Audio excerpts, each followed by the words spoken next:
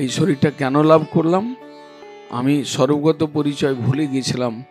আমি কোনো সময় যখন কৃষ্ণের শরীর থেকে বেরোলাম তখন কৃষ্ণ ভুলি সেই জীব অনাদি বহির্মুখ, অতএব মায়া তারে দেয় সংসার আদি দুঃখ।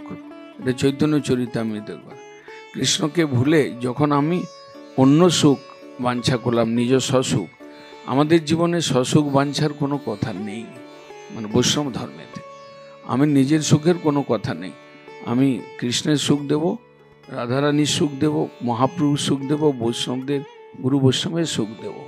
নিজের সুখের কোনো কথা, ওই সুখেতে আমি সুখী হব, এ হচ্ছে বৈষ্ণব ধর্ম। তো সেই জন্য আমরা এইরকম নিজের সুখ মানে অন্য হরিগুরু বৈষ্ণবের সুখবিধান করার কাজটা বাদ দিয়ে যখন আমি নিজে সুখ আশা করেছি, তখন ভগবানের মায়া শক্তির আন্ডারে আমি এসে গেছি। ভগবান বলল, আচ্ছা ঠিক আছে, আমার সেবা করবে না তো মায়ের সেবা করো, যাও। মায়ের আন্ডারে তাকে পাঠিয়ে দেন। মায়া তখন কি করেন, আমাকে দুটো শরীর দেন। একটা স্থূল শরীর যেটা বাইরে দেখা যাচ্ছে, আর সূক্ষ্ম শরীর মন বুদ্ধি অহংকার। একটা জামা আর একটা ভেতরে গেঞ্জি, এই দিয়ে আত্মার উপরে জামা আর গেঞ্জি পরিয়ে দিয়ে এই সংসারে পাঠিয়ে দেন।